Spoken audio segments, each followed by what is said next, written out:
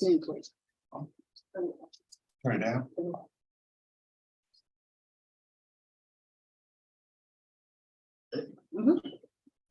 We ready? I'd like to call the meeting of the Community Finance Committee to order at 6:32. Please call the roll.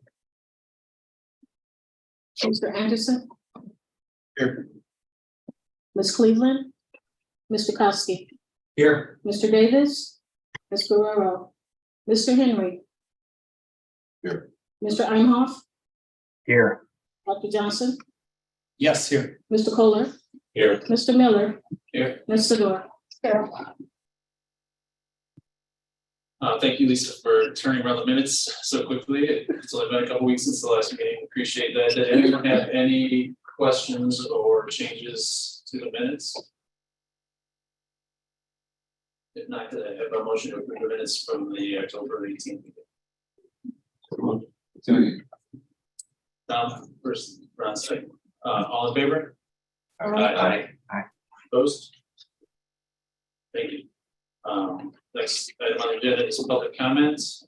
Lisa, do we have any written public comment? No written public comments, no comments via Zoom, but I do have 6 in person. Right? Yeah, go ahead. All right, our first speaker tonight is Miss Amanda Macy. Good evening. I'm Amanda Massey. My comment tonight concerns agenda item 6B, the tentative levy. Could you hit the mic? There's a button right there. Okay. The huge shivers. Yeah. Okay. Good evening. I'm Amanda Massey, and my comment tonight concerns agenda item 6B, which is the tentative levy. In the attached OPRF positions itself as benevolent to taxpayers, grabbing tax dollars as it has not assessed since 2013, and showing their compounded value in 2026. Yet there's no reference to the mountains of cash reserve, which is the reason that the board didn't need to levy more or chart showing the opportunity cost to taxpayers for unauthorized tax dollars taken from them via loophole nearly 20 years ago, which created an excessive cash reserve. For full disclosure and transparency, the cash reserve and discharge need to be included in the levy discussion. Also, it should be noted that D200 is receiving approximately $3.5 million more in state funding annually than just a few years ago. These additional dollars should be used to reduce the tax levy annually, lessening the tax burden on the taxpayers. I urge the CFC to recommend that the board levy only what it needs, and not a penny more. D200's overtaxation must end, and any attempt to frame the district as benevolent to taxpayers is false. Thank you. Thank you. Next speaker. Ms. Monica Sheehan.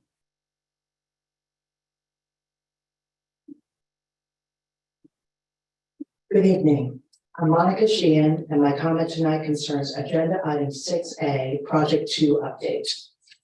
I noticed that only one page from the cost estimators document outlining Project 2's construction costs is included in your agenda attachments. The missing pages make clear that there are many items excluded from the estimate, including the cost to repurpose the West Pool. That item alone pushes the construction cost of Project 2 past the $100 million mark. It's important to put Project 2's price tag in context. If you conduct an online search for $100 million school PE or sports facilities, you'll find no public high schools, but rather Division I universities with big name football and basketball programs and revenues to support that expense, along with big donors and tuition dollars. OPRF has none of these funding sources. While the OPRF Foundation recently relaunched to raise money for Imagine's projects, it has raised $0 since its founding in 2018. The reality is that Project 2 would likely have to be paid for with local taxpayer dollars. Both Superintendent Greg Johnson and Board President Tom Kofsky recently stated that all funding options are on the table for Project 2. That's concerning. To underscore, any effort to bypass voters to fund this controversial project would be unethical and undemocratic. It would be wrong.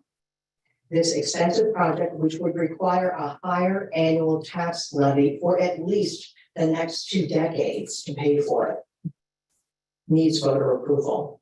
They have the right to decide how they want to spend their money. Project 2's funding needs to go to referendum. The estimator's document refers to Project 2 as, quote, PE and theater addition renovation, end quote, with no mention of the pool or an auditorium that are the drivers for the expensive addition. As most of the theater elements lie outside the proposed addition, it's fiscally unsound for D200 to wait to renovate them, as costs will only escalate, as they did for the delayed renovation of 20 classrooms in Project 1, costing taxpayers hundreds of thousands of dollars more than just a year later. Please recommend to the board that the theater elements in Project 2 that lie outside the proposed addition be renovated now to reduce costs to taxpayers, and that Project 2's funding must go on the ballot for taxpayer approval. Thank you. Next speaker is Mr. John Duffy.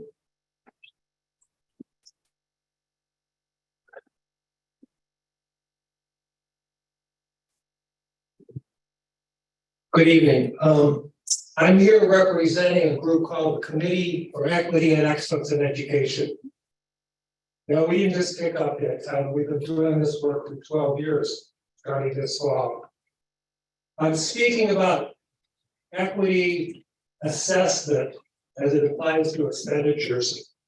As one of the many voices for equity in our community, C has asked the full board and the administration to move forward with 2 actions that speak directly to fulfilling both the spirit and the letter of racial equity policy and the strategic plan.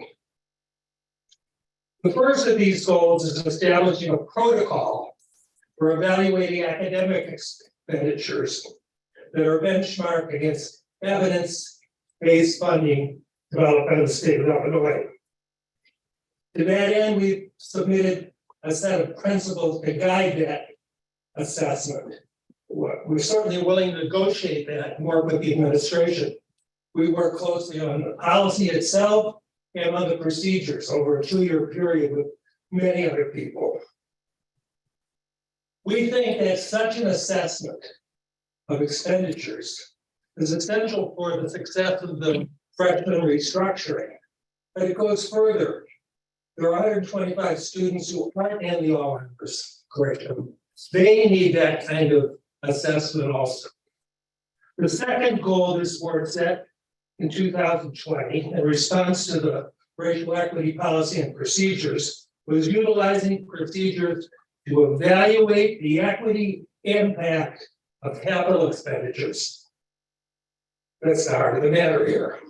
We believe before final decisions on funding all parts of or revised Project 2, a racial equity assessment procedure should be implemented. If this process requires outside consultation, then that consultation should be employed. In doing so, we believe in the long run, faithfully engaging the REAP process, as it's called. Almost there, excuse me. Will widen support for the academic and co-curricular mission of Oak Park and River Forest, embedded in Project 2. To be clear, there is much in the capital improvements that will benefit all students. Still, there are parts of the project, including but not limited to the aquatic center, that many believe are equity aversive, not equity supportive. I got one last point. The project was designed with the stated intentions for equity. The REP didn't exist then when the Imagine Plan was developed.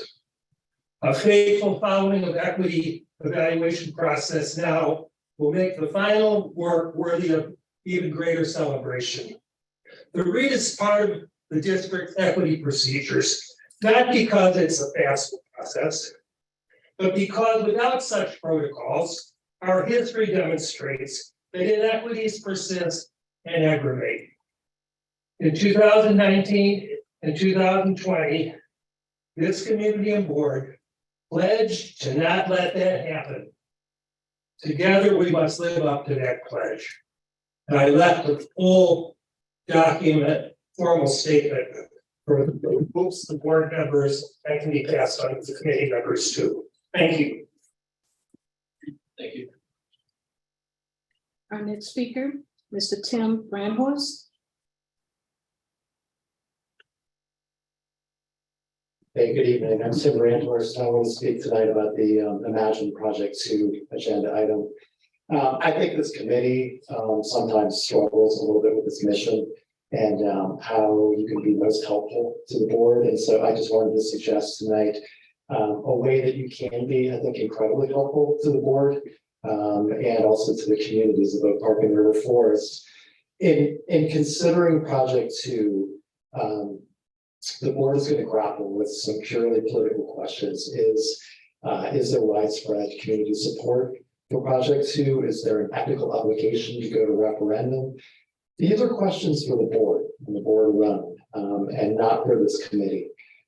The best way for this committee to help the board, and the best way for this committee to be both useful and impactful to the community, it's something that is squarely in your lane, is to develop a comparison of various funding strategies for Project 2, laid out side by side by side, so that we can all see, so the board can see and the community can see what the bottom line looks like over the next 30 years. And I know that there are an infinite number of potential combinations and permutations of funding sources, fund balance, debt certificates, Imagine Foundation, capital budget, and so on. Choose a half a dozen or more combinations of these funding sources. Lay those combinations side by side by side. Let us all see them.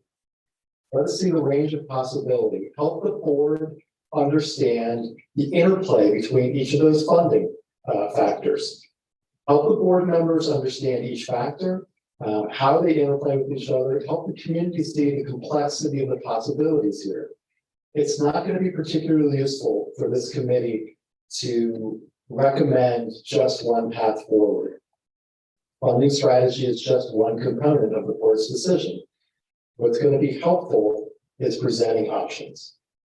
Most importantly, help the board and the community understand the role of time and the risk of delay. The recent experience with the growth and costs of completing Project 1 should be instructive. Delaying Project 2 is going to have the same effect.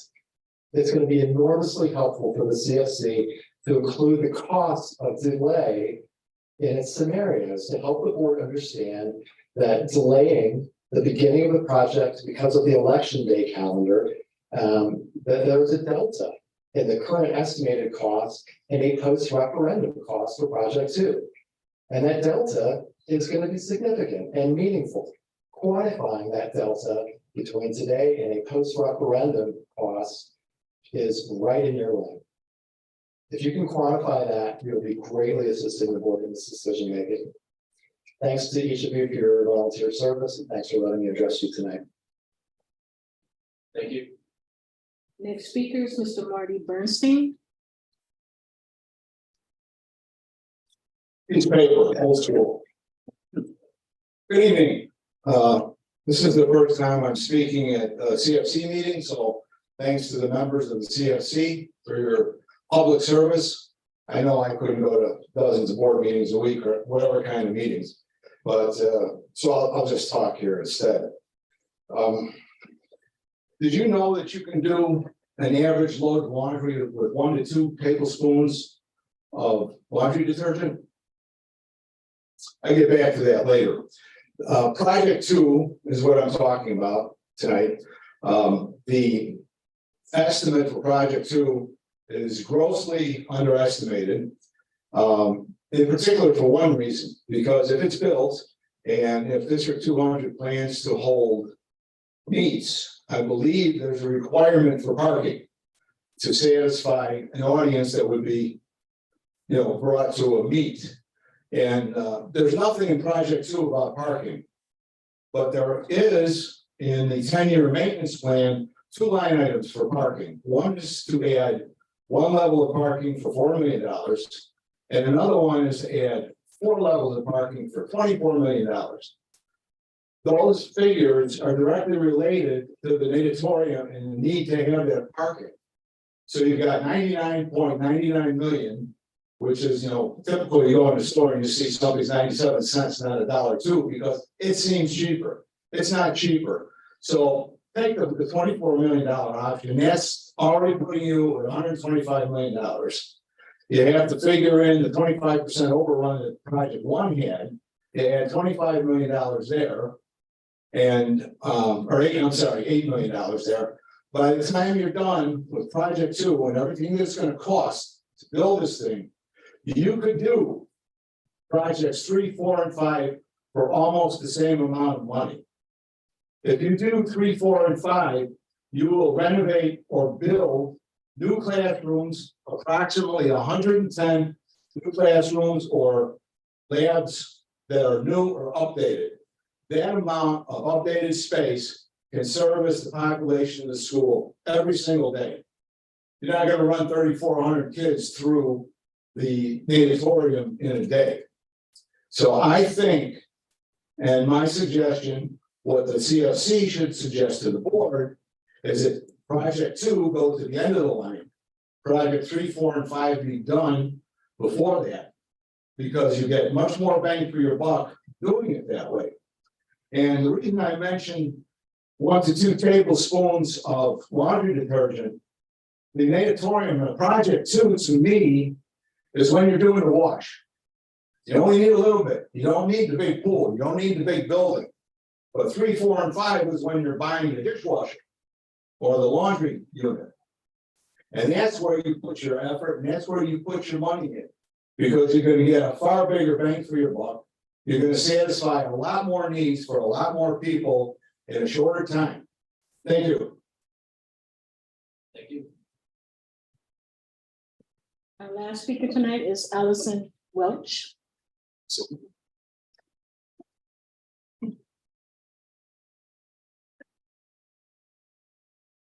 Good evening. My first time speaking at a meeting. So I have remarks, but I might go off of them a little bit. My name is Allison Welch. We moved here about 14 years ago. My daughter was 1. She's now a sophomore. We had no idea we would be here this long, because we were used to moving around up and down the East Coast. So I came here tonight to talk about project 2, but to really implore you and the board to focus your energy not on whether we should move forward, but on how we can move forward and how we can collectively make it happen and fund it without delay. I also have a 5th grader. So should project 2 keep moving without delays, his class would be the incoming freshman class in the fall of 2026, when project 2 could be completed without delay. It's hard to imagine him as a high schooler, but given my experience with my daughter, I know I will blink and he will be coming to freshman orientation. So like Benjamin, right now in districts 90 and 97, there are thousands of students in 5th grade or below who deserve to look forward to attending a high school with facilities that ensure the highest quality learning experience possible. We know there's a relationship between the quality of a learning environment and the academic, emotional, and behavioral outcomes for the students. Now, in my opinion, PE is very much an academic, emotional, and behavioral experience that students are having, and very important to growing into healthy adults. And we already know about the negative impacts being experienced by the subpar PE infrastructure experienced daily by just about every single OPRF student. Any delay in the process means another grade or another 900 plus students each year who won't benefit from the facility upgrades. Any delay in the process, as some others have mentioned, means the cost will no doubt escalate significantly. And if we're balking at the 99 million, we can wait a few years, we can see that double. In my opinion, that is extremely irresponsible. We must not delay the Project 2 renovations. We cannot postpone what we actually know is the right thing to do for not only the facilities, but for the current and future youth who will walk these halls. I believe that having a referendum to determine the funding of the project might actually be an irresponsible, unacceptable delay that would affect thousands of students who deserve better. And instead, I feel like we, which means the collective, you, the board, community, need to trust the process that got us here, trust the administration who will lead and oversee the effort, and trust ourselves as a community to figure out a funding scenario that is fair and multifaceted. Our community constantly expresses its expectations for OPRF to be beyond exemplary. And I believe these expectations that have been expressed are enough to provide you with the marching orders to now roll up your sleeves and work creatively and collaboratively to develop the best possible funding formula or set of funding formulas to secure our high school for the next generation. We are already tardy. Let's not miss the class. Thank you. Thank you. That concludes our public comment for tonight. Moving on then to our discussion topics. At 5A, the Project 2 update. But before I turn over to Ron for that update, in the spirit of some of the comments from the audience, I have a question, I guess, for school board members or Dr. Gillis, and trying to understand what is in our lane for the committee and what's outside it. We reviewed our committee charge the last meeting. A couple of the items that I think are applicable here include the allocation of financial resources in the district strategic plan, and then also sort of the comparison to the adequacy model and some of that analysis of spending. I don't see in our charge a detailed analysis of facility proposals and evaluating what should be done and what shouldn't, but more so how should it be funded and the like. But I would love your input on that before we look at the current project budget. Sure. Yeah, Tom, I don't know if you want to chime in, feel free, of course, but I generally that summary is correct for how we have imagined this committee before it got started. Both in my conversations with the board and the conversation with the board is that publicly, but also it should note the fact that we have a separate facilities committee as well that is doing some of that work. The purpose of this meeting, which wasn't previously on the agenda last time this committee met, was to come together and kind of take a good look at where we are with a potential levy recommendation for the board, which is a decision that has to be made before a full conversation about funding the Project 2 can be realized in all the ways that needs to get realized and debated. And so the Project 2 information is on the agenda today to do really two things in this committee. Number one, take a look at, just to be clear, kind of what this overall estimate is at this point, understanding that what that cost may be as we move forward could evolve and shift based off of various decisions and feedback and conversation we have as a board and with the associate. But also to just get a good working understanding for the folks on this committee of just what Project 2 is. I mean, if we're going to be talking about the effect levy decisions and eventually down the road as we move into December and future months, recommendations for financing conversations for P2. I think it's important that they have a good working understanding of what this thing is. And so Ron's prepared here at the first part for Agenda 6A to just kind of quickly go over kind of what Project 2 is. And I want to talk about that a little bit too before we get too far into that agenda item. But that really is the scope of this meeting and how it fits into the context of the conversations that the district board committee needs to have both about Project 2 and its potential financing. So Tom, feel free to add anything else as a board president. I think you're captured. I mean, the role of the finance committee is not to make decisions on, are we gonna do project two? And what parts of project two are we gonna do? That's the project, the facilities committee and the board are wrestling with that to determine what the final,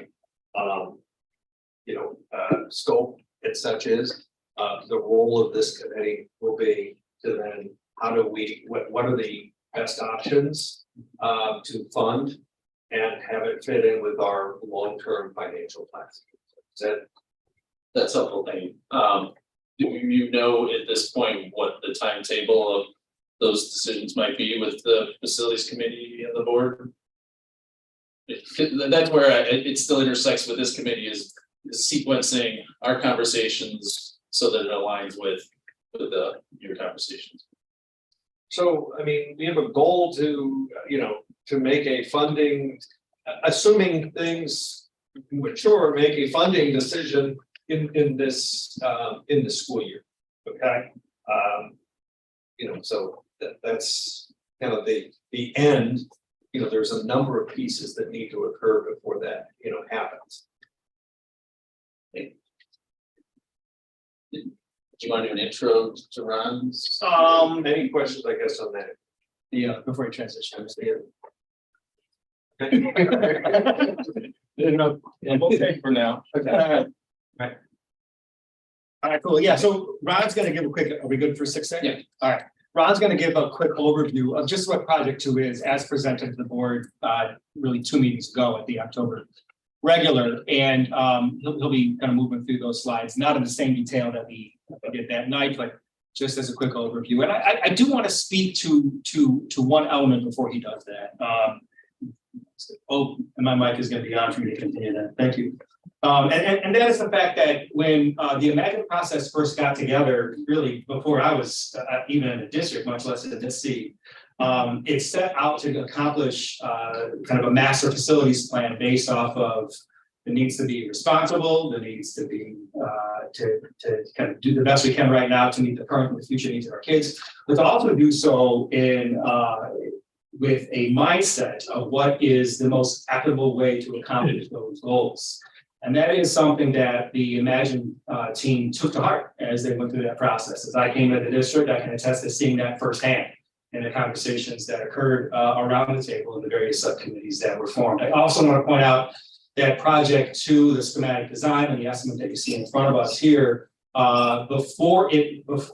as our architects, FGM, as they were compiling kind of the final schematic design, and before they kicked it out to the estimators to figure out the cost for project two, our team, led by Dr. Appleway, our racial equity director here at the school, led it through the racial equity analysis tool to give us feedback on the extent to which it was accomplishing those goals that were originally set out by the Imagine team 5 years ago.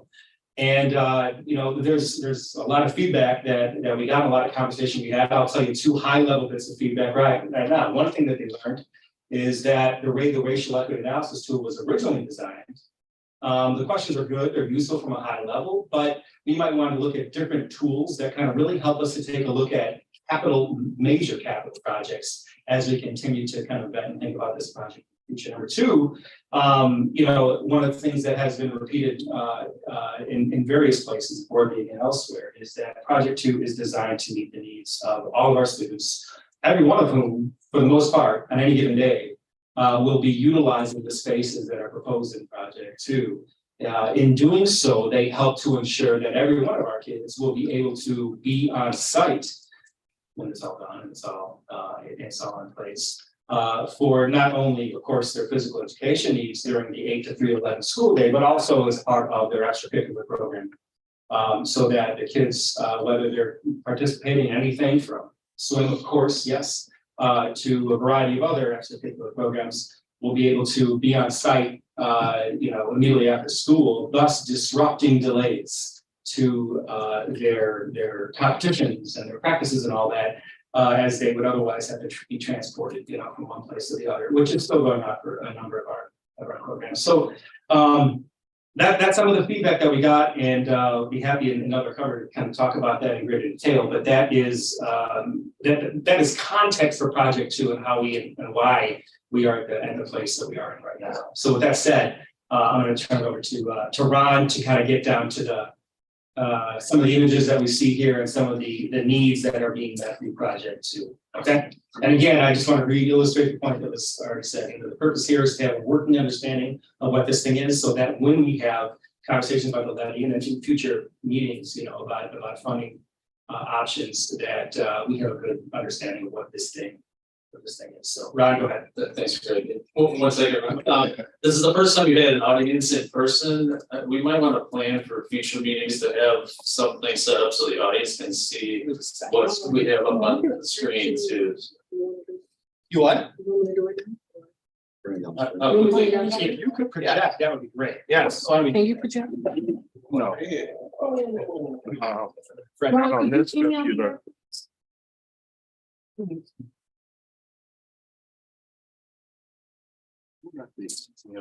Yes. If you give me one moment to get this on the screen for you. Thanks, everyone.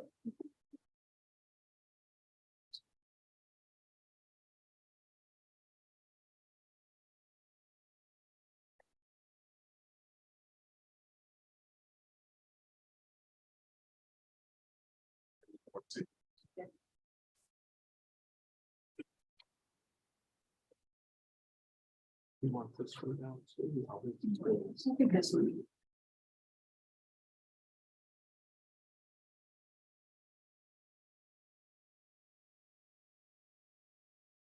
While Lisa's projected, one more thing to add to Dr. Johnson's comment, also be at the beginning of this process, actually in the spring of the process, the board instructed us to go back and do programming to see how the programming needs of now are versus the matching plan. So we did go back and speak to the architects, go back and spoke to the students, staff, administrators, to make sure that the functions of the space will be same or changed. And based the schematic design based off of those discussions with the students and staff in the area that utilize it on a daily basis.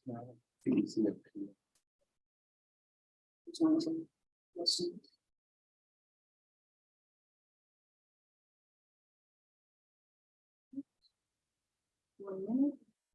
I'm just getting it.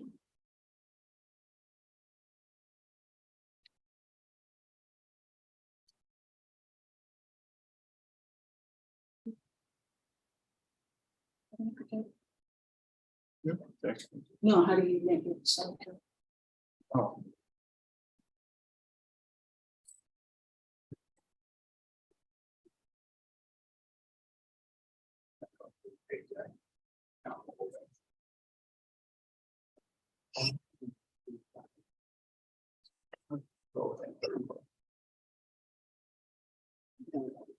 all right, can everybody see that?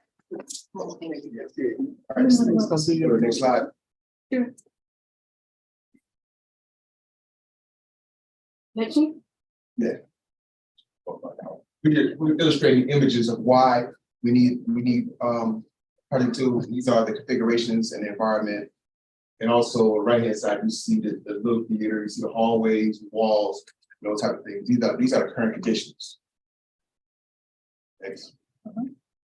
You see the current condition of the swimming pools. You got 200-meter swimming pools, 100-year-old swimming pools, and also the undersized competitive diving pool. You see the equipment that you see at the bottom of the screen. That's just illustrating that if that piece of equipment right there fail, you have to bring the facilities up to code, which means that it'll be a lot more work.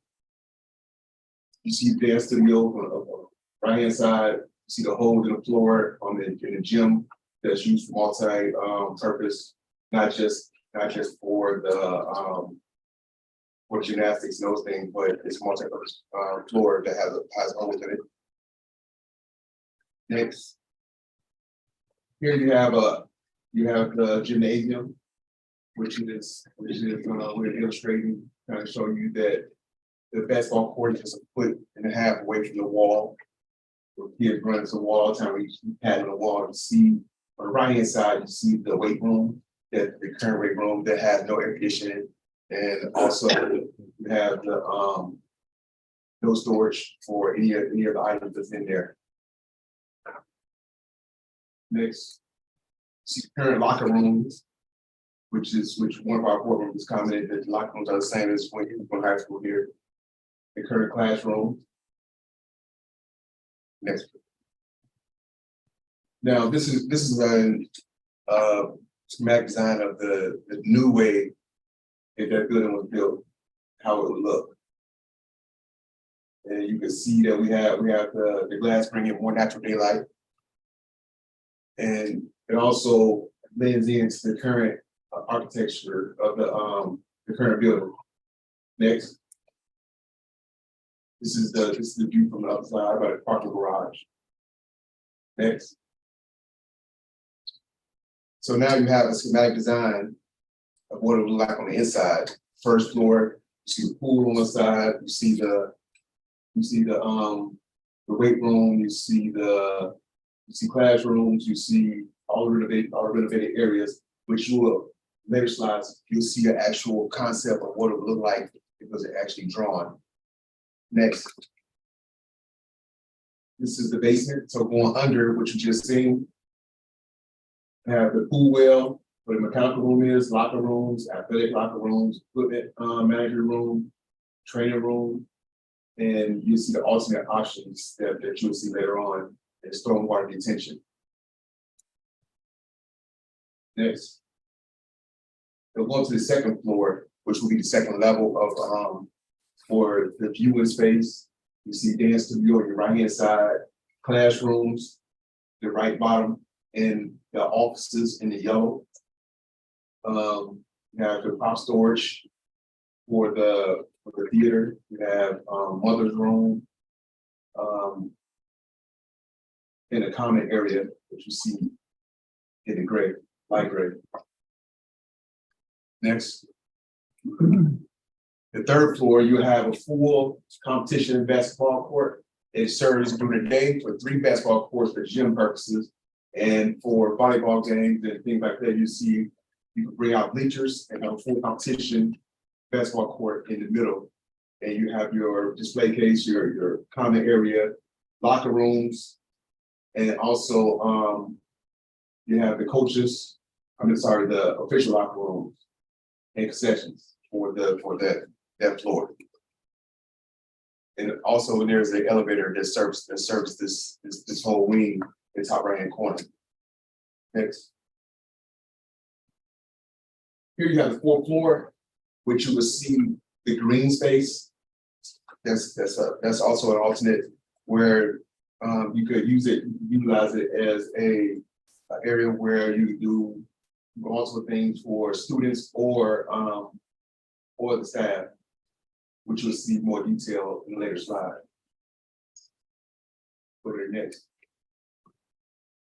This is the roof area where we would like to offset some of the energy usage by putting solar panels on the roof. And the mechanical equipment will be up here, and also be a green roof at the same time to service the drainage. Okay, next. So now you have this is going detail into the design. I don't want to go real detail to the design, but this is part of the right hand side. You'll see the dressing rooms, storage workshops, and new prop storage workshops. Next slide. Now you'll see look at the pool, and next go to the next slide. We see inside. So this is a concept of how it would look on the inside with the new windows scheme, so that you get more outside light into the area, and you see the viewing face up top right hand side. Go to the next one. This is another look at it. Next. This is the full basketball court on the 3rd floor, which you'll be able to, could you go to the next slide so you get a view of it. So this is what it would look like with the windows in the new area. Next slide. Now you can section it off into 3 different sections and have different classes going on each one of the courts. with the dividers that comes down. Next slide. This is the weight room. So inside the weight room, you'll be able to see in the middle, there's a green space for multiple things. Like running the 40-yard dash, anything like that, that could be added to the weight room and the functionality of it. So go to the next slide so you can have a actual graphic picture of it. So this is what it would look like once all the equipment and everything's in there. Next slide. This is the dance, so you have a dance studio here. And you see the classrooms, those on the previous slide. Go to the next slide so you can see a picture of it. You see the updated dance studio with no obstructions in the middle of the dance studio. The beams that was previously in there. Next slide. This is what the new classroom look like that has a outside view on that area. Next slide. And when we say alternates, these are things that not included in the base bid, but the board would have the option to add these to the bid if they wanted to, depending on how bids come back. If bids come back favorable, they would have the option to add things, maybe it's something that be cost neutral. And these are also things that were not part of the original Yes, design. yes, Part of the magic. yes. So anything that wasn't part of the original design, we made alternate so the board can have a decision of adding it if they wanted to or not. Next. This is another alternate. You see alternate 2A and 2B. This is the solar panels. And the expansion joint into project 5, meaning that it would be beams that could be added so that when we get to project 5, it'd be easier to make the addition on the field house, which you could take that out. And it reduce the cost now, but you will incur the cost in the future because you will still have that foundation and beams to tie that part of the building in. Next. Okay, I'll say 4 or 5. This is the corridor. And while doing this project, everything on the left, everything on the right would be new, but the corridor will still be the same. So the board has the option to make the corridor new and look like the left and right of it instead of just having a new surrounding with the old hallway going to the middle of it. Prop shop infield, that's also because that was added because it was originally 2 spaces and the one to make it into one and make it a prop shop infield instead of having it as a further down the road doing it. Next. And this is the green roof on a fourth level. Not actually on the solar level, but the 4th level, where we have the option to have students get involved and grow items that can go straight to the cafeteria. You can have yoga classes, you can have meditation, you can have classes out there. It can be transformed into a student and staff recreational area. Next. And then it gets the cost estimates that are provided for this purpose right now. I don't want to repeat that. This was the page that was in the packet. Yeah.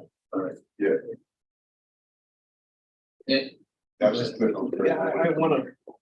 I just want to offer, this was shared with the board and there were some specific asks that relate to the dollars. So I just want to at least share just for what the process is. So as we looked at what was just shared, there are some things that are here that are in this dollar set that are really not directly tied to project 2 itself, but they're tied to something else. Okay, or for another example, there's drainage work that's being done that's really to make up for what was you know, in project one. So there are things that are not, that you're not gonna benefit directly from project two, but their costs. So we've asked for that to be kind of at least identified out, just so that we know it won't change the dollars, but it will at least say this goes for this goes for that. That was one. There are. Oh, and I'm talking about, Track and I'm field. talking about the track and field, so. I was gonna wait for you to finish. I'm You're right, it's track and field. I'm gonna stop because there's, yeah. Is that in here? Track and field? No, we're gonna talk about that when we talk about the 5 years, so I'm jumping the gun. I mean, really, the major question about design scope for project two in front of the board is really related to the items that were originally part of the Imagine conversation, right, that have been detailed here. Yeah. As well as those things that were uncovered through the additional programming conversations we had over the last year that are really detailed in the add-ons. Those are really kind of the debates. Is the original scope right? Is this really kind of where we want to go? Does that get pared down or pared up or one way or the other? Number two, are the add alternates that came out of the programming conversation ones that are worth investing in now? And those are conversations we're talking about, however low that goes, up to a range of 108 if you put all the add alternates in place. But I'm gonna get back on the horse I just got. Yeah. There were specific things mentioned in project two that, you know, are in there that would relate to not project two, but for future projects. Like some of the infrastructure. That's right. Okay, That's right. and so if we were only ever gonna do, I mean, if you're only gonna ever do project two, you wouldn't do them. But if you have visions that at some point you wanna do 3, 4, and 5, you have the choice of either doing them now. When it's new construction, or you wait and you do them at that time when it's rehab and fixed. So there's a couple things that were identified that we've asked for clarification on to subsection. That's what I think our main thing is though, we need to have a scope. Period. Scopes can be adjusted. One got adjusted. But we need to have a scope. This is $100 million. And 30 to 33 to where we are now is different than 100 to 150 to 200. At $200 million, I mean, some guy digs a hole out there, we got excavating here for $3 million. I can tell you right now, that's gonna be 11. You get a guy out here that digs a hole, excavators, they dig. That's their business, that's their job. So they're gonna dig. And the deeper they dig, the more dirt you gotta bring in, just an example. So the guy gets to his budget and he says, there's an upcharge, and we say no, he says, okay, there's a hole in the yard. Of course, we're gonna have him do what he needs to do to get us there. But I think with our scope, we need to have a better understanding of what we're doing. This is the biggest project in the history of the world around here. And we need to treat it as such and not just pass the paper, because this is 100. Projects aren't supposed to go up 25, 30%, but $30 million is a lot of money for an upcharge. And we need to definitely have a scope of what we're gonna do. Great slideshow, but we need a scope, 15 pages, 30 pages, whatever. But just give us a scope of what we're gonna do. Let's stick to it. Something comes up, if there's an upcharge, that happens, it's construction. And it's municipal construction, so they're gonna cheat us anyway. All right, it's gonna happen. But we need to have a scope so that we can stay within that scope and we can call people out. Have we even gotten like soil samples outside yet and stuff like that? We're doing that stuff now, right? Because that dirt hasn't been touched in 100 years. So I guarantee you, an excavator is gonna come in here with an excavator and he's gonna dig because he knows he's gonna find God knows what under. He may find old heating oil tanks under there, which means the EPA's gotta come in, which means we're all over. So we have to have a scope. We have to know what we're doing, know what we want, facilities. make a nice big 15-page book, and when you come with an estimate that we're gonna recommend to the board, it should be about 100 pages, not one. It should have everything in it. There's a big difference between the scope of the project as you envision it and the bid documents that you're gonna put out in the end, and the board isn't at a point to put together the 100-page detailed. I know, I'm just saying, you're gonna have it. Right, but that's gonna be part of the process building towards that, once they've decided But what the this, scope is in the summary level, but and this is a and good, then. this is a good start, but we just need to know, we need to know, I mean, before we start doing all this, accepting bids, starting construction, things like that, we need to know, facilities needs to know, the board needs to know, everybody needs to know, so that we're all on the same page. Okay, can I interject here? We're getting ahead of ourselves in that this goes to the gentleman's point earlier about talking about where we are, the charge of this committee. That's not our charge, right? That's the point. Our job is to create policy, financial policy for the board. We don't have one for fund balance.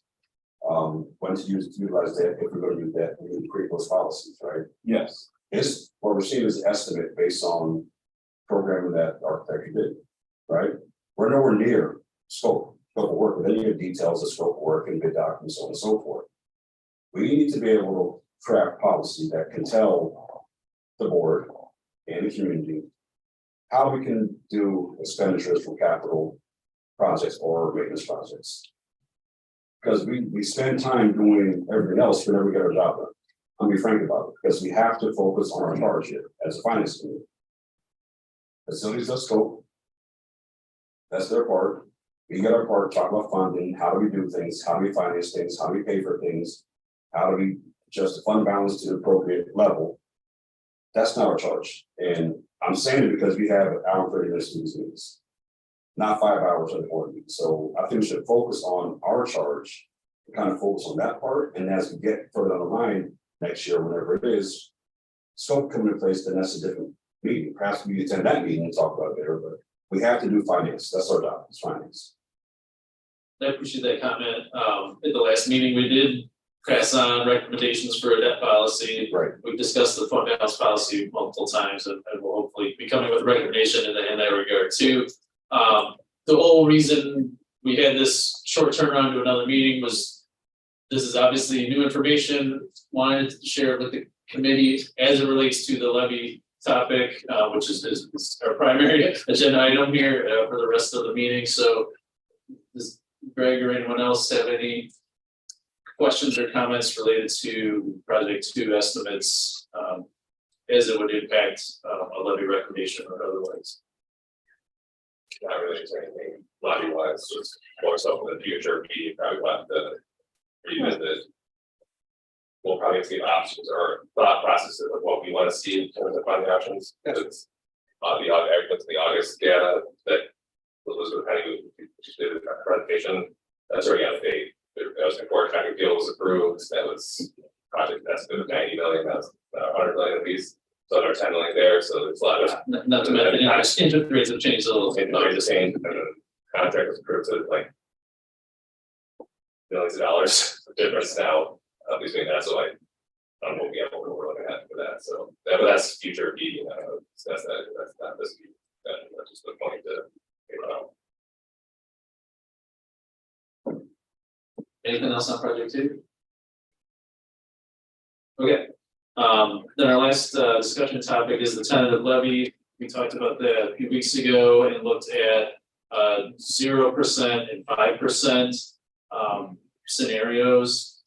The general consensus at that meeting or from community members on the committee was that going to that max of 5% CPI limit was not necessary given the projections and the district's current fund balance position, but we didn't really pin down a recommendation, a specific recommendation. So in the packet we talked about a 3.5% figure. So city prepared updated projections for the 3.5% levy, as well as making some other adjustments. And so I'll let her talk us through the other changes. No,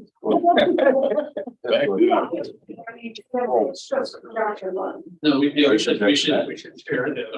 That's executive advantage. Yeah, we should have it up to- Yeah, send it to us. No, it's in board docs. Oh, it's in board doc.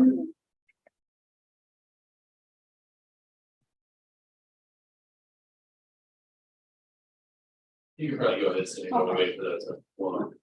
So as Kate mentioned, we put together a 3.5 levy CPI.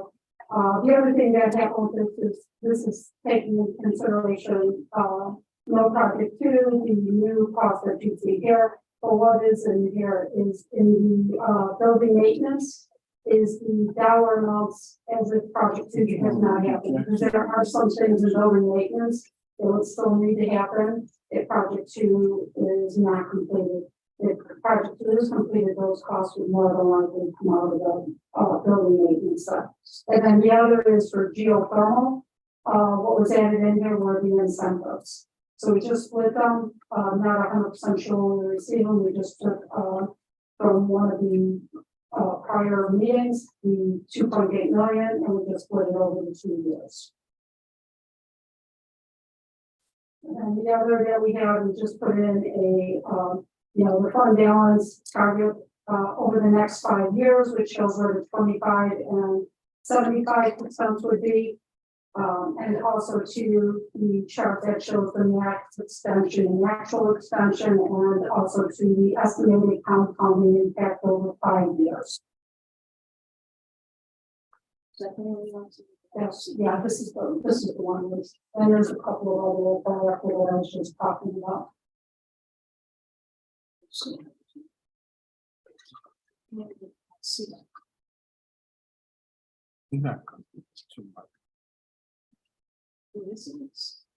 So we made some tweaks on the It's got a large screen. capital side. Some questions came up at the last meeting of just a little bit of apples and oranges, some things that the board hadn't approved yet were in, and so thank you, Cindy, for making those adjustments. As it relates to project 1 and 2 and the field projects as well. And I'm sorry, did you mention that some of the building maintenance numbers have been updated too? I think. Yes, the ones for the building maintenance that need to be updated were the ones that we didn't get in the project 2 because we weren't sure. We just kept project 2 off entirely from our prior 5-year projections. But now what's in here now is the cost for in the 10-year maintenance of project 2 did not happen.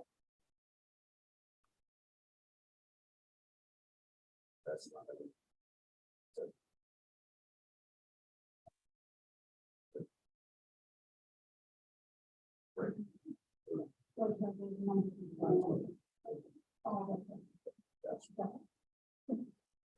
Questions for Cindy on updated projections or anything? Comments from the committee as it relates to this enterprise tag of project 2?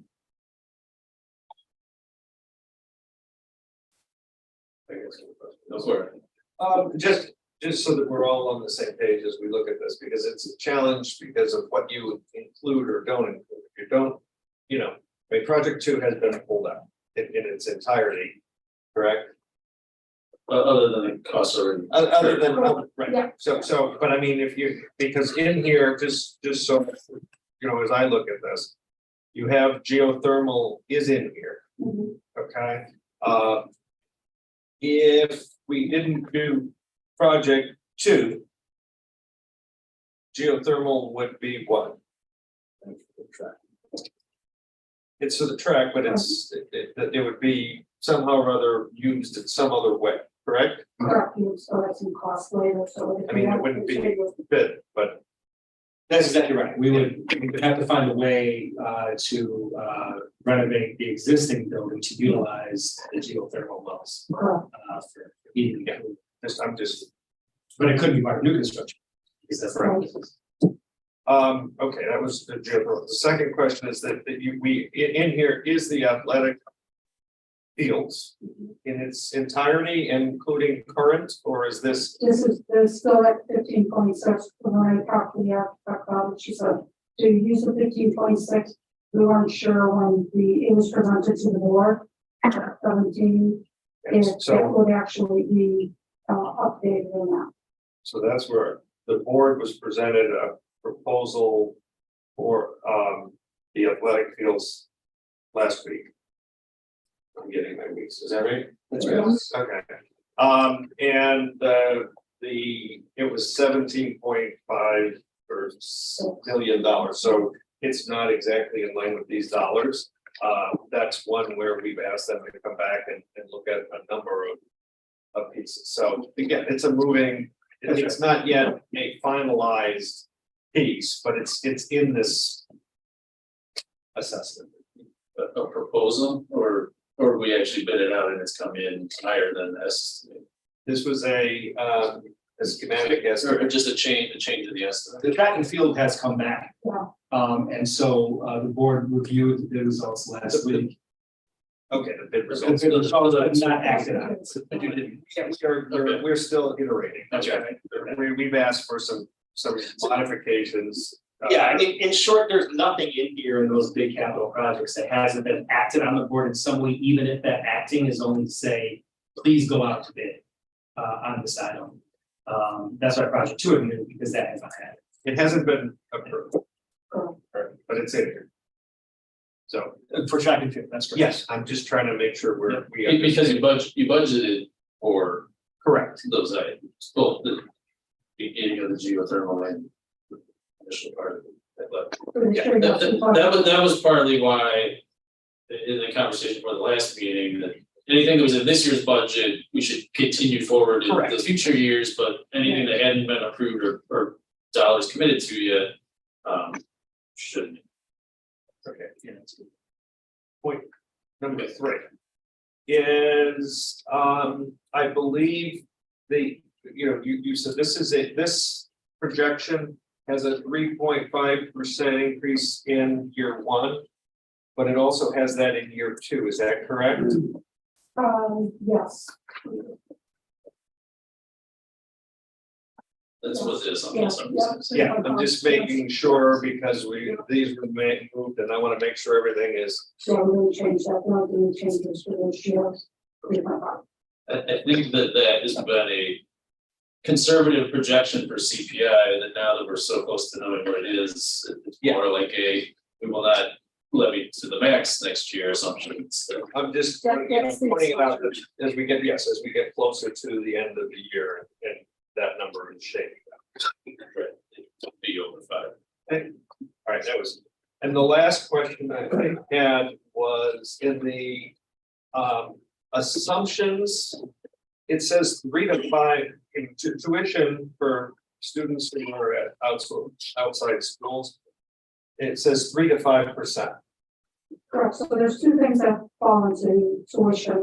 There's tuition with this outplay students, and there's also room and board. So the tuition winds up being like at 3%, and the room and board winds up being at about 5%. Okay, so it's different elements of it. Right. Okay. Thank you for that clarification. Are there questions on the revised projections?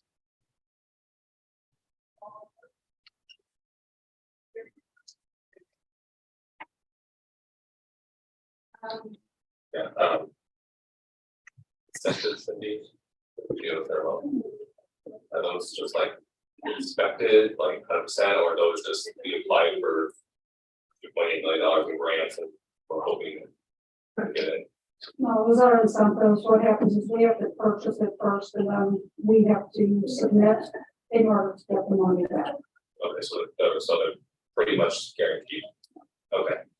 So I'm sure that makes a difference when taking an expense out, but then what's it? Okay. So the amounts in here are pretty solid, but we don't know the timing of them. Exactly. So you estimate the timing. Correct. We just split it.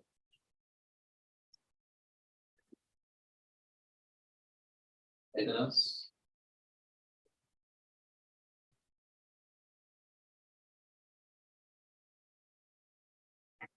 I do have just kind of a quick question, just regarding where we end up in the year, I guess 24, 25, and so on and so forth. So I'm assuming that letter was that's track, right, we talked about it already. So beyond that, if I look at the fund balance relation to expenditures and also for revenues, it seems like we went up. Again, so my question is, if we take a poll that over levy this year, right, in some all true, and we don't do project two, or creep jump again. So are we doing this so balance is higher so we can do project two or other expenditures? Don't we phone into an actual relational place we want our balance to our revenue, right? We're not there yet, correct? Right, I think your question is the question to this committee. Right. To the levy recommendation we're gonna make to the board. Exactly. It is. What of these balances is gonna go to future capital projects that aren't currently built into this plan? If that's the intention, if it's not the intention, then I think we should look at what's recommended for levy, because if we're taking a levy or asking for levy, then we're increasing the fund balance in the next 4 years. It goes up again, so is that going to be earmarked for something else, or if we don't spend, then we just not take that much levy at all, so we can pay our bills. So what we have on this project team hasn't been approved yet. Some of the items that are in there will still have to be adjusted at some point, but we don't have any yet. So that's where some of the funds we used for, but that would probably building maintenance, because it would no longer be project two. Also, too, you would also have some some capital like safety that may also have to fall into that bucket too. So there will be some expenditures that are still coming up because still stuff has to be addressed. So in other words, so I want to make sure, Cindy, that we're everybody's on the same page with that. So the only capital projects that aren't in here, other than of course project two, which is the variable we're trying to take out of this, would be those things that aren't identified through health by safety right now that could pop up over the next few years. Yep. Or specifically those items that we would have to address once we kind of repackage and refigure how we're going to go about that wing of the school after project two, if that is something that we don't go forward with. Is that correct? That's correct. Other than that, any capital project is accounted for in these numbers. I just verified that's correct. I believe That's from the federal maintenance plan. They can have to move stuff forward too, but at this point in time, they're not. Correct. So it would be helpful then to have maybe two projections. So this projection, you're saying we're going up for future revenues, future expenditure, not sure what this could be or they are, right? That's right. Okay. That's the assumption for this one, right? Yeah. So those, we don't know what they could be, but it's possible there's gonna be something because we're adding another 19 million, right? So from 2023 to 27, correct? About The last 3 years. yeah, right, Oh, so. Let's say it'd be helpful if the community have the data to show, what those projects could be. Because we have a budget that we're adding, increasing our fund balance, but as I guess the lady said, well, money's going up, was why are we adding more money to fund balance, taking that. I think I need more clarity as to why that would be happening, what that could be actually spent on. And then maybe second scenario where we're doing this part of taking levy and how are we, that's what project two. But to me, it's kind of incomplete to make a decision, this meeting, not to anyone else, but for me to make a informed decision, I need more depth to data and probably the two different scenarios.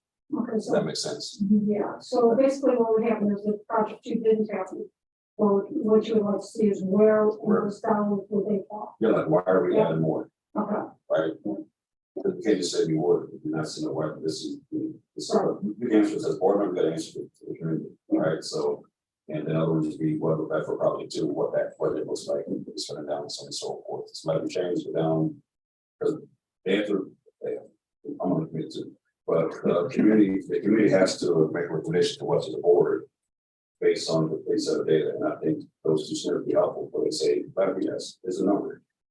Right. I'm not sure I'm clear what you're asking is, yeah.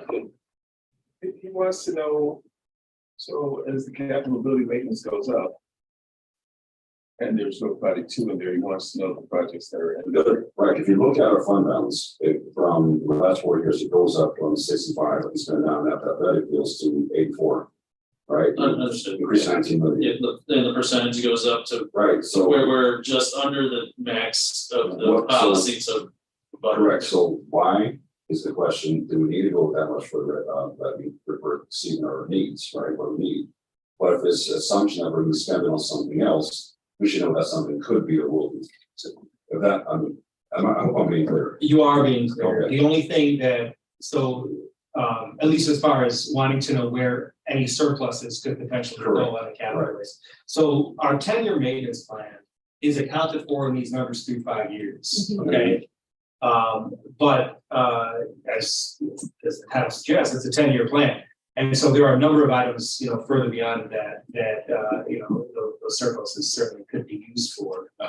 And then there could also be health by safety items that could be identified, you know, from subsequent folks who come through, I think they do. So those are two answers, but I don't know, and that 10-year maintenance plan is available, right? That's published, and we'll be revamping that yearly, as we said last year, so we'll bring in that. But I don't know that there isn't, and I want to be clear, I don't want to have a false notion. There isn't a flight of other projects somewhere that we could package up and bring forward and say, all right, these are the other things that we have waiting in the wings that haven't been otherwise identified in the 10-year maintenance plan and the known project 2 challenges. Those things are already all identified. Does that? Oh, it does. Speak to it? Okay, it does, but as we're increasing, it goes with, you know.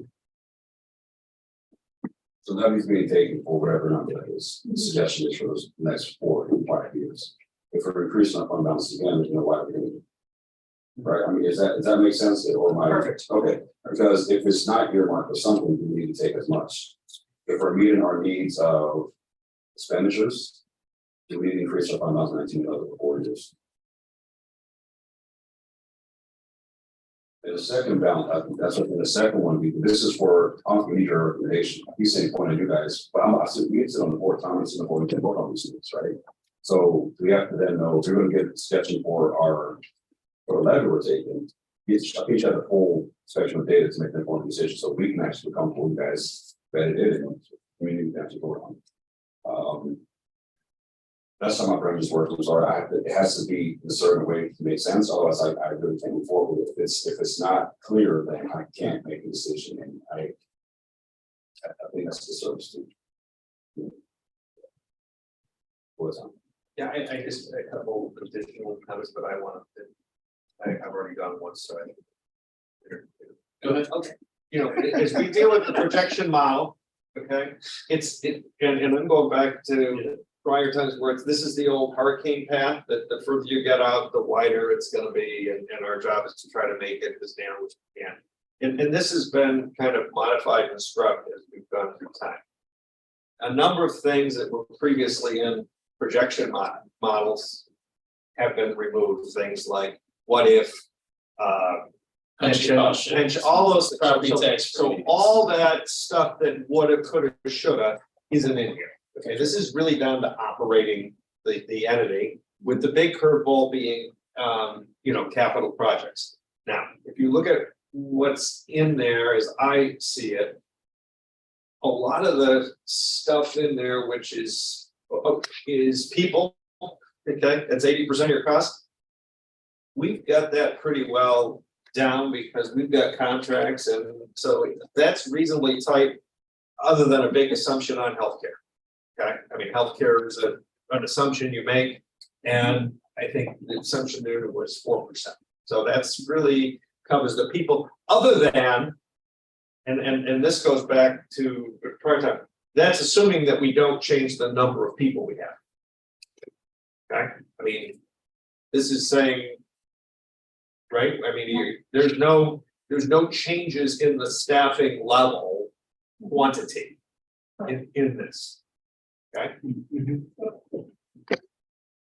Which is assuming that we have static student enrollment, which we've seen level out. So that was a huge dynamic a decade ago, as it was kind of going up and projected to go up high. So that's that.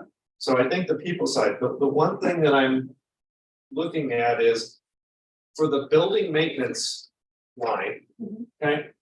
What type of escalation of cost is in those projects that are 3, 4, 5 years out? That's it's 10% when we look at it, that's usually what they have on there is 10%. Now, the escalation of the top of basically the soft cost. I believe is what they did, plus the costs that are out there, they're looking at those costs, and Ron, you can speak to this more. Escalation usually be at 4%, but we didn't go out. Once we got past the 3 or 4 year mark, we didn't add escalation because as we revamp it every year when we review it, we'll add escalation onto the outline of like years. Because if you just say 4% on, you just say 4% on every year, and then once you start getting outlandish, once you get to the 10-year mark. Yeah, well, we're just looking at 5 years here. Yeah. So I'm just, I mean, the one thing, that, as I said, the people costs that, where we have it, we know what the increases are gonna be, because it's contractual to a high level, okay? But, the inflationary environment we're in, and we've seen, impacts construction and other things, and I just want to make sure that line, which is that building maintenance, are we reflective of that in today's climate? Have we adjusted for what we're seeing in that area? At 4%, that you're probably not. So that one might be understated slightly. Okay, I mean, there's gonna be overs and unders, and I'm just, that one, I would take that's gonna be an over if we were to do it, just based on the cost of, based on the 4%. I don't know what it is, but it's more than we know, it's been higher than that. So It's going down now. Yeah. Somewhat. There's a new I-bond getting issued this month, and the forecast is 6.3 or 6.4. The last one they issued 6 months ago was 9.25, so 3 percentage point. But I mean, I think the big picture, if you look at our costs, our costs this low are not in line with what we've seen in the inflation bucket because of contracts and other things. And so Those will be adjusted, the 10-year plan, the next adjustment, we have our next meeting. Those numbers will be adjusted because we've seen a lot of different price increases and decreases since COVID started.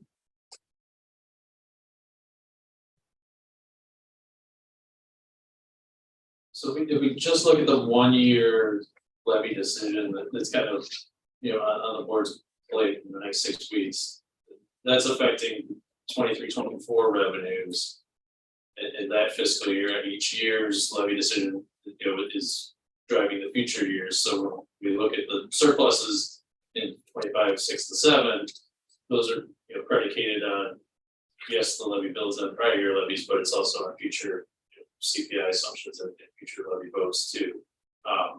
So I don't know if it helps to narrow down and just look at fiscal 24 or not. Obviously, the capital outlay is significantly larger next year, based on all the projects that are currently underway. But we've got a fund balance going down by 10 million. We've got fund balances that are in the current fund balance policy range of 25 to 75. With this 3.5% levy as well. So I don't know if that affects anybody's way of looking at it at all.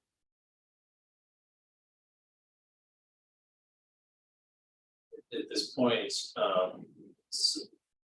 the school board looking for this committee to actually vote for a recommendation on the levy, or just for the conversation from our last meeting?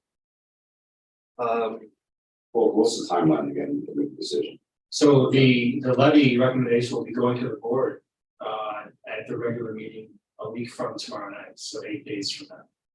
So, yes. And it can't go later than that. So that's gotta come that day. That's the tentative levy, and then you'll have the final levy in December. Correct. Yeah, but it has to be initially presented that way, Yes. whatever That's days in what- advance. So November 17th. So to answer your question, I think yes. Yeah, So it's a recommendation. Yeah.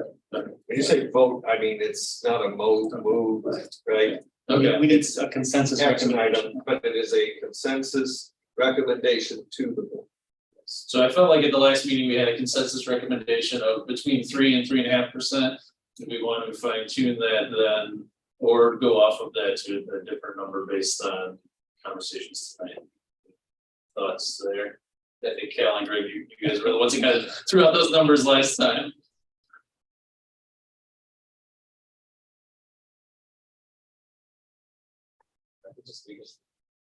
We just give them a range again, that's, I mean, ultimately it's just recommendations, say this or this, they're ultimately have to make the number decision, right? We're just giving the, so. I missed last meeting because I was traveling for work. Can you kind of summarize why you're at that number, that range? So I think from my perspective, that was what we saw. For our last meeting, we did have the 5 and then the 0% levy increases. The 0% kind of, it's like, it just goes up and down. And so it's like kind of like a flat versus in the 5 of this. So we were like, okay, so that's why we had got this 3.5% today. Which usually shows the increase, but like times I'm always concerned about looking at those outer years like 20, 25, 26, 26, 27. I don't know what costs are going to be tomorrow. Like I can look in the short term, the 2-year term, and be like, okay, they're increasing, but I don't know. I also think, 5, 10, 15 years from now, I have long-term projections thinking, I mean, we're not approving, they're not doing anything with projects or anything like that, but I don't want to see, if you go like this and all of a sudden a crash in this, because Tom or someone, they're going to be important for, 5, 10 years. I don't want to have crashes like this. I mean, if it keeps going up like this, yeah. Then the board is really, that's where our $5,000 housing is back. We're supposed to make recommendations that if it keeps going like this, then we have to say, what are you going to do this? Bring it flat. But just in the short term, I'm not seeing that, at least for this year. With the 7% or something like that. Like we might be 7 o'clock. And then like next year, we might, and obviously maybe take 5 next year, but we might even, if we look at next year, a year later, after they have approved track and field, you take that out on balance already. That would be $10 million more than it is right now, in cost. And so the next year we can look at it and be like, okay, yeah, we are clearly still going up, so why don't you guys take 0? Or maybe decrease. Short term. One of the other things we talked about was in line with the increases in staffing costs, which is the biggest percentage of the budget. It's also a little more in line with recent average CPI as opposed to the really high CPI over the last 18 months.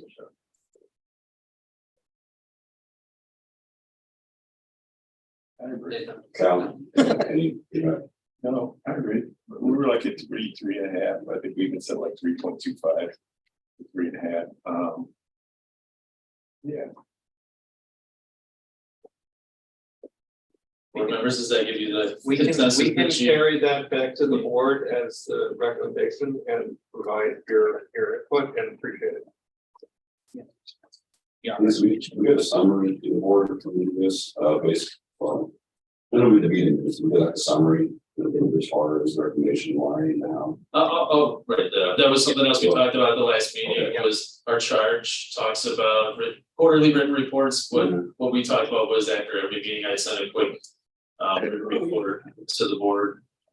Because it's just like trying to send this work. Yeah.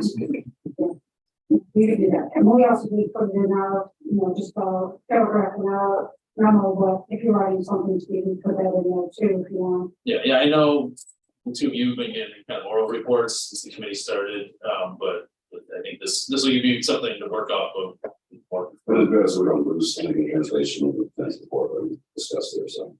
And we can attach it, include it in the board documents. So Yeah, that's what I was saying. So put that in the we board need docs. all the committee records. Yeah. So it just makes it clean. So that would be great. And one thing too, is Steve pointed out, next year we're in the negative for the spending, but you also have to look, this is a projection, and in those projections, you change those numbers as time goes on. Because we have 3.5 to in 23 and 2.5 for the year after. So I think it is sometimes a bit easier by year or two when making those decisions and in the future years we can always adjust. Sorry,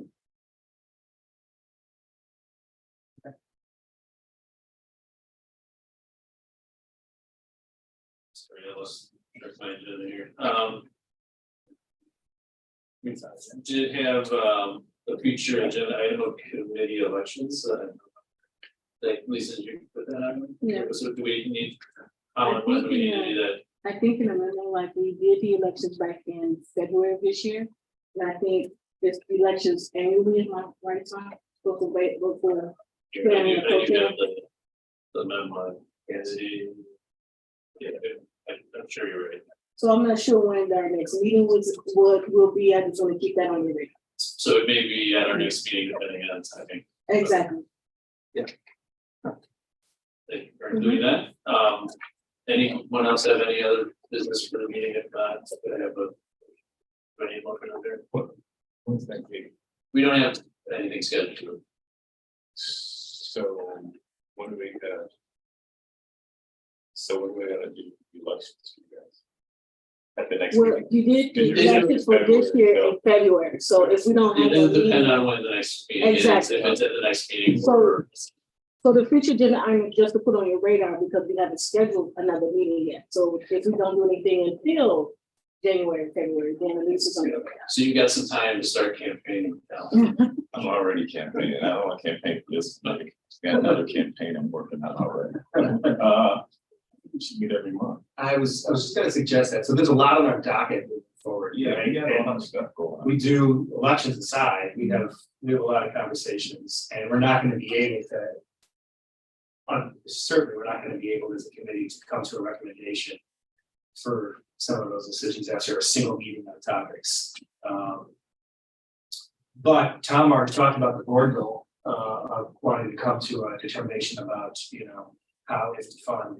By the end of the school year, so. If we count that out, there's not a whole lot of left. Yeah, I mean, It's a monthly would be great. December's kind of maybe difficult, but it's November, right? So I think so. It is. So having a meeting in December, I'm just saying a meeting in December probably is impractical. I don't know. So. I mean, calendar wise, I think we can make it work, but I don't know if you guys have the general stuff for us to talk about it in 3 weeks. So you know what, we'll discuss, and at the very least, what we'll do is, if December is a no-go. If that is, let's just have an offline conversation a little bit about that.